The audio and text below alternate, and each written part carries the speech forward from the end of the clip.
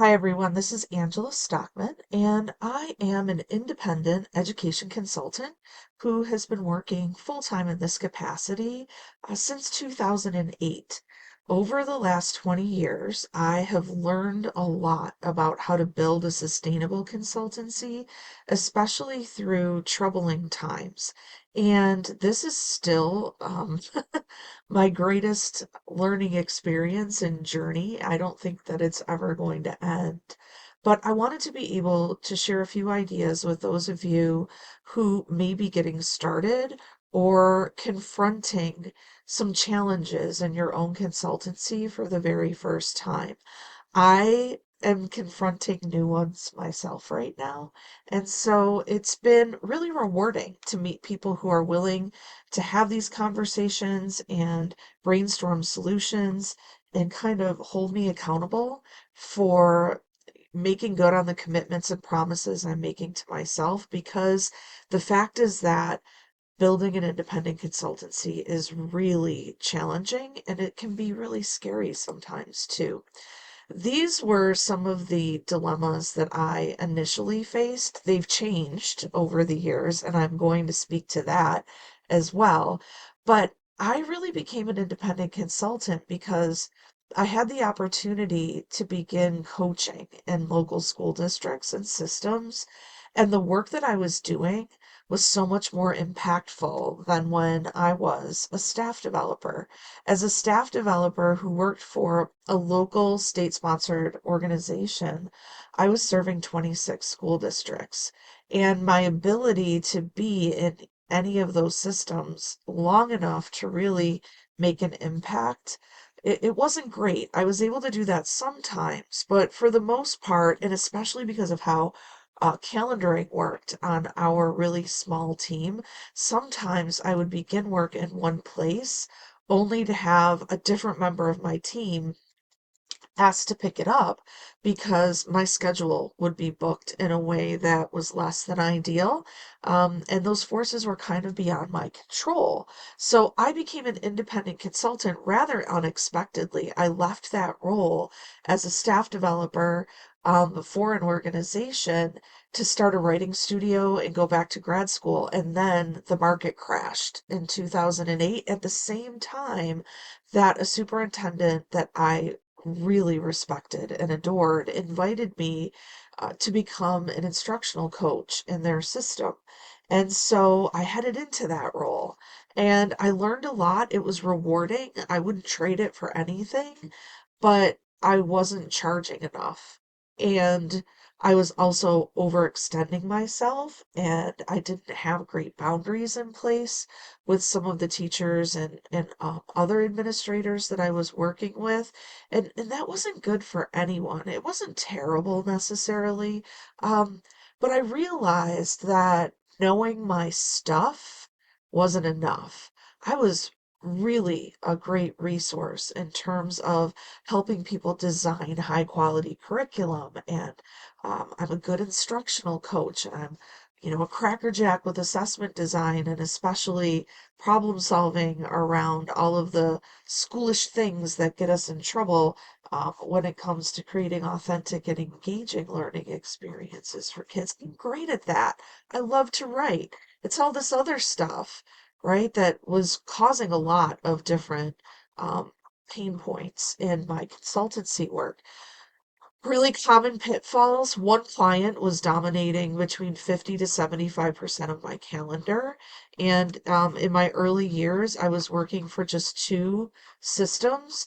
Uh, I didn't market at all then, and I thought that was okay. And I listened to colleagues and friends in the field who kind of told me that that was schmaltzy, especially inside of the field of education, that we should be able to market by word of mouth alone, which is lovely if you're super privileged.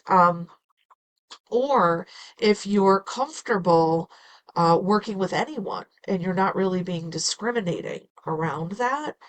So marketing didn't feel right. I didn't really take it very seriously. I even was sort of, I know, a little bit judgy toward other people in the field of education who were marketing very heavily. And that was wrong.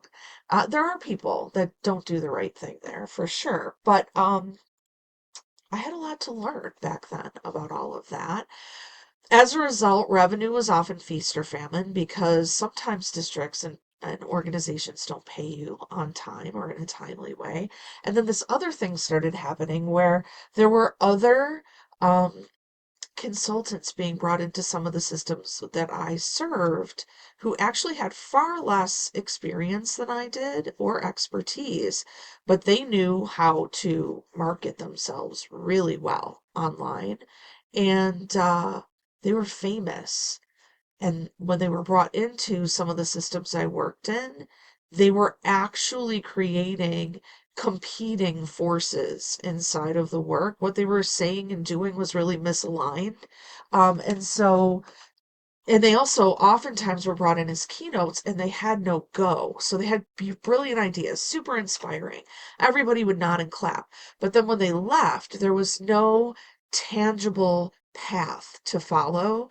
And all of that created a lot of tension that kind of did more harm than good, ultimately. What I really got clear about early on, and I'm still trying to get clarity around. You need to know, I don't share these ideas with anyone because I think, I'm the bomb at any of this, because I am certainly not. Um, but if it helps to have a friend in the work that has thought about things differently, perhaps, I'm really glad to share. And I want to be honest about where I struggle too. These are my four big intentions right now when it comes to sustaining my independent consulting work. Understanding and really being intentional about having multiple income streams, maintaining my independence and really protecting that as a consultant, getting clear, serious, and committed to ethical and meaningful and solid marketing work, and establishing systems that can help me manage all of the moving parts of my consultancy without burning out. And I will tell you honestly, it's those two last pieces, marketing and systems, that I still have a lot of growing to do around, but I'll share where I'm at and see if it's useful to any of you. I hope that it is. Early on, I was fortunate to have a mentor who was an independent consultant as well, and who had been established for a very long time, who told me that it was important that I not put all of my eggs in one basket. It would be really important for me, this person advised, if I was going to go into a school district and think that all I was going to do was coach instruction, if I did not have deep expertise in curriculum design, instruction and pedagogy, as well as assessment design, and if I didn't understand how all of that aligned to standards-based grading and reporting, and how to facilitate change, systems change, it would really be inappropriate for me to step into a system because I could end up doing more harm than good. And that was very eye-opening to me. And because early on, I was sort of situated as an instructional coach inside of systems, and I had also had the good fortune of being a teacher for 15 years who embraced leadership roles, and then also dedicated myself to a great deal of professional learning um, when I became a staff developer myself, I had connections to really great people in the field who really enriched my learning a great deal. And so I took very seriously this notion that you can't be a one-trick pony. And I could not sustain my work in schools if all I had was one bit of expertise. And so I have grown into a facilitator who truly does help lots of leaders and teachers identify, better understand, and try to solve high stakes literacy problems. And that means that I have to have deep expertise in curriculum, instruction, assessment, um, as well as different perspectives and experiences and tools that help me be a part of facilitating systems change. And I have to continue learning always and understand how I can help people connect those pieces together. I also can't put all of my eggs in one client's basket. I can't just be dedicated to one or two partnerships every year. And so, for those of you who might wonder, this is my loose and possibly misinformed, but it seems to be working for me, uh, system around who I attract as clients and how I do that. I try to have three new clients that I'm working with every year. This is first year conversations, first year work, and that is usually around sustained services. So, three different new partnerships I'm usually nurturing each year and beginning early work with them. At the same time that I'm working in at least two other systems in a more sustained way, which has been ongoing for a number of years. And usually I'm brought in one of those different sort of corridors. I enter the system through the curriculum, the instruction, the assessment, the standards-based grading, or cultural shift, which less often there, but one of those corridors I'm usually brought in within. And we find that, when you're doing great curriculum work, it illuminates issues with instruction and assessment and grading that need to be addressed. And so my multi-phase experiences with the districts and organizations that I do sustained work with, it tends to move me in through each of those different corridors, and my work within them is about building capacity for people within the system to assume my facilitation or leadership role within that corridor before I move into facilitating in another. And then each time we're sort of making sure that people have um, the systems and the structures and the routines and the protocols and the expertise in place to be able to do the work without me, and I work my way out. So, three new to me partnerships, three that are more sustained, two or three that are more sustained, and then usually one or two that are ramping off. Um, I also, as some of you notice, I also am constantly generating a lot of content that I will share online, some of it for free, but I'm being a lot more intentional and discriminating about what I give away because some bad stuff has happened. Things that, a lot of people could have predicted and I signed up for, I guess, because I knew full well that people were going to sell my stuff on, Teachers Pay Teachers, or claim ownership of work that wasn't mine, or turnkey it without my permission, even inside of their systems. This happens a lot.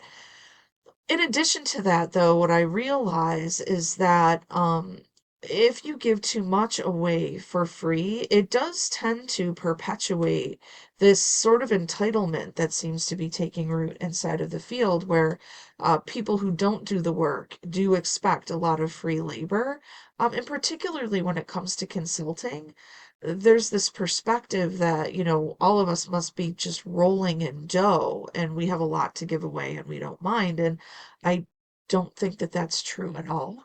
And I know very few people who are privileged enough to say that they have great financial stability as independent consultants. And so I think it's important to own our work. So that I am often one who generates content. A lot of the content that I generate, though, is being generated for the people that I support in box number one there. And so these things connect. There isn't a lot of completely fresh or added on content that I'm creating. It's not new work. It's related to and generated by the work that I'm doing in box number one.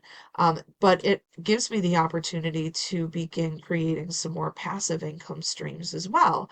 And then lastly, I'm sometimes invited to do keynotes or to lead single day workshops, event-based stuff, and I do adjunct. And I think that this is important as well. All of these income streams are interdependent, and sometimes the ones that pay me the least, including adjuncting, teach me the most, and it makes me a better service to the people over there in box one, or even the work that I design in box two. So building and sustaining a healthy consultancy, and one that doesn't collapse, is really about being intentional about these multiple income streams. And for me, this is what it's looking like in practice right now. Those sustained services are about 60% of my income. Passive income is about 30%. Teaching and speaking is about 10%. These numbers might look different. And my services might look different if I was not married to a man who is incredibly supportive of the work that I do, and that carries our health insurance and our benefits. And that's something that I've been very privileged around. And so that might also impact the kind of work that I do and the way that I balance the income streams. Right now, when one of these income streams slows down, others sustain it. And so, like many, I'm experiencing, like many education consultants, a pullback in terms of sustained partnership work, or being asked to do things like keynote events, right? Or single workshops. It's not terrible. We're fine. I'm fine. But I think, we're experiencing a lot of shift and turbulence in the field. And so a lot of you are probably noticing that I'm ramping up my passive income offers, and I'm doing more online. That's also for this other reason. I hate flying. We are empty nesters, and I also hate leaving my husband home alone all the time. And so I'm trying to move more of my business into a virtual space. And this is a big shift for me. It's requiring me to keep an open mind and to learn more about what it takes to thrive in that sort of space. It's very different than the work that I do oftentimes on the ground. I'm also very attuned to and thinking about new possibilities to do work that is adjacent to education, or even entirely different from it. And that's not just because I want to build my income, but because life is short, and there might be other things, that I want to do, especially as I get older. So balancing my client portfolio has been an important part of this work, and understanding that there are some real hot spots that I need to be attuned to and address if things start looking like they're imbalanced. And you'll see some of what that might look like right here. And we'll talk more about it um, as this session unfolds. The big red flags that I watch out for: if I have stopped marketing, I know that I am sort of buying into a very privileged mindset that suggests that everything is okay. I'm doing really well this year. I have some great partnerships with people that look like they might be more sustained. All of that is very privileged thinking. Nobody is going to take care of my business if I don't take care of it myself. And the fact is that typically, if somebody is revealing an interest in the work that I do, in alignment and values and vision, if they're expressing an interest in working with me, it usually can take anywhere from 2 to 5 years for that to come to fruition.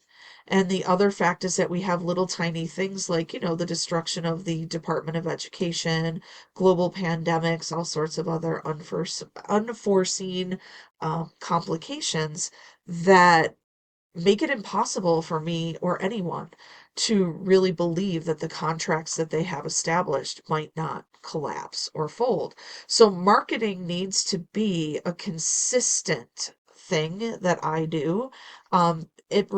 Because it doesn't just protect my business and my ability to sustain it, but if, for instance, contracts start collapsing for whatever reason, or invitations dry up, and then I need to take a job or do something else, I'm going to have to walk away from at least one system or two systems that still wanted to be able to work with me.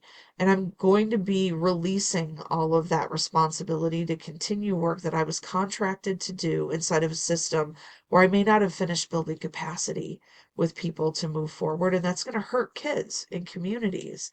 If my calendar is filled by one partner specifically, I'm beginning to trade independence, which is really important for the illusion of security. But if what I'm really doing is trying to build an independent consultancy, that is not security, that is sacrificing security because these other pieces really need my attention.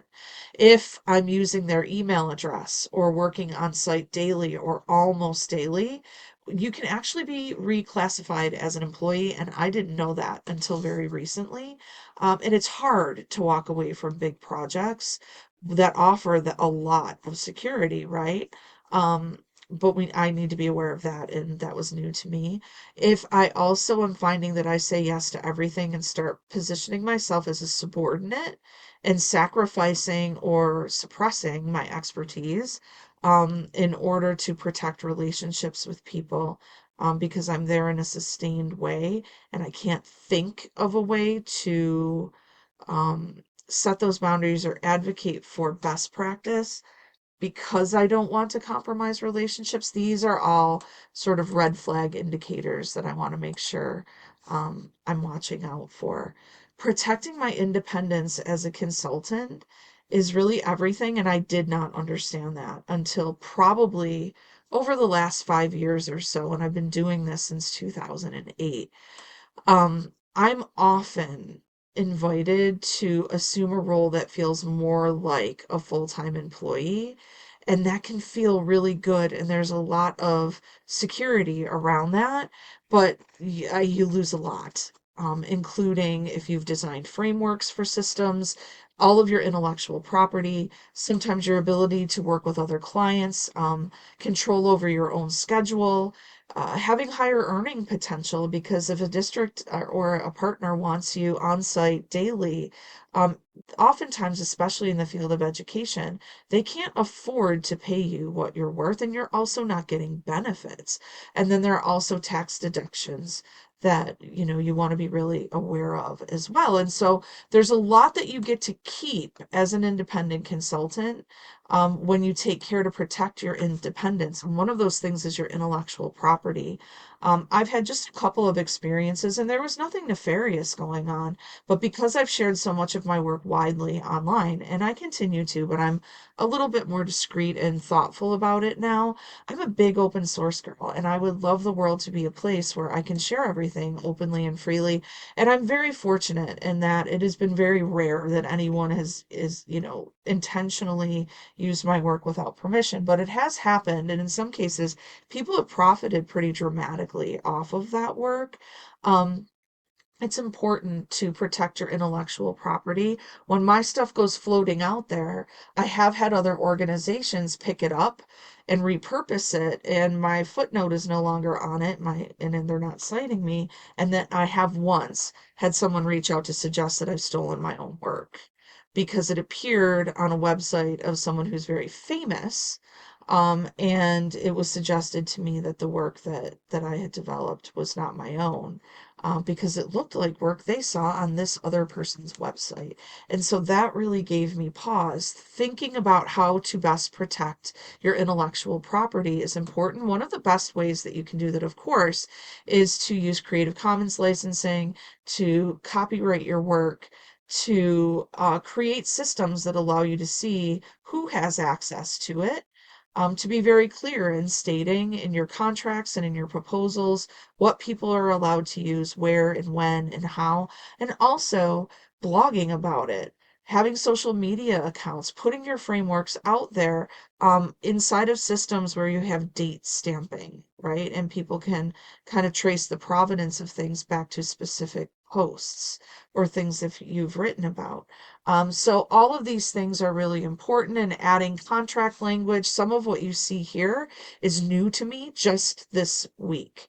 And so I've shared in other contexts and conversations copies of my contracts with people and templates that you are welcome to share with your own advisors and attorneys. But some of these different statements, I don't have in those templates just yet because they're brand new to me, and I wanted to share them with you. I've also come to realize that marketing is not optional anymore. And if people want to think I'm schmaltzy because I'm marketing, I've really come to realize that they have been privileged enough to not have to market, and they have been able to build and sustain a business largely by word of mouth or because they've had a lot of people who have marketed for them. They've been able to negotiate with the people who support them and maybe publish them. And they've been brought into rooms in a way that I never will be, right? And so I've come to realize that word of mouth isn't a marketing strategy. It does still work. I mean, most of the work that I do on the ground happens through word of mouth, and the people that I serve are not well connected online necessarily. But it has been the case that that word of mouth marketing actually, kind of backfires because I'm being referred to people that I actually don't want to work for. They don't share the same vision that I might. They don't necessarily respect the work of outside consultants and kind of tend to hire them with the notion that you hire an outside consultant and the outside consultant is going to do what they're told to do by leadership. And that's not necessarily the kind of partnership that I want to broker. So word of mouth sometimes backfires in that way as well. It just simply isn't a marketing strategy. It is what happens when you don't have a marketing strategy. And some, including me, for a very long time, I didn't have to have one. But the world and the landscape that I work within is changing dramatically. It's incredibly unstable. And so getting really clear about at least having this foundation under my feet. This has been there for me for a while. I have a professional website. I'm clear about my services. I've tried to use one consistent platform. In the past, it was Twitter. And then I lingered and kind of wandered over to Instagram, and I only stay there because most of the people who follow me on Instagram are people I work with, in face to face on the ground often. And it's our best way to stay connected and for me to continue nurturing those relationships and sharing things that might be of use, which is a big part of how I think about sustaining my impact inside of places that I serve. I do have and have started growing my email list, and I do build out a lot of case studies and document my learning. All of those things too are not just about marketing, right? They help me get better at what I do and understand the people that I'm trying to serve.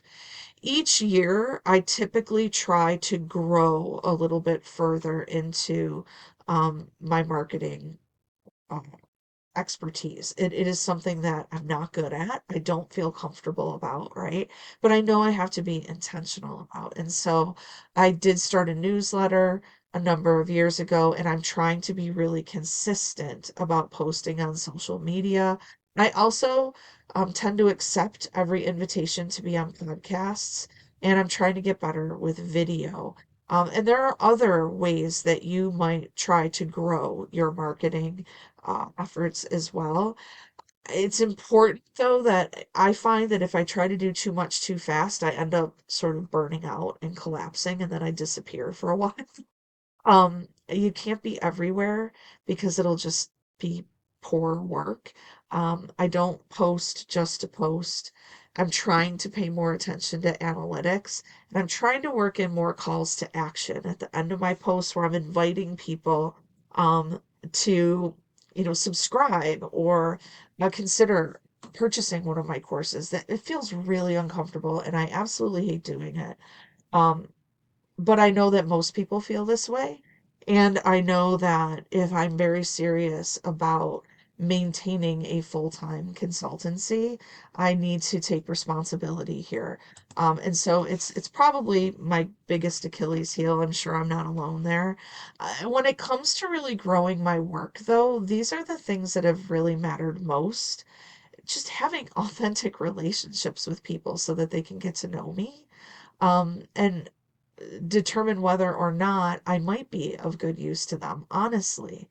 And that helps me learn more too. And it also helps me feel like I'm in community with other people who share my values.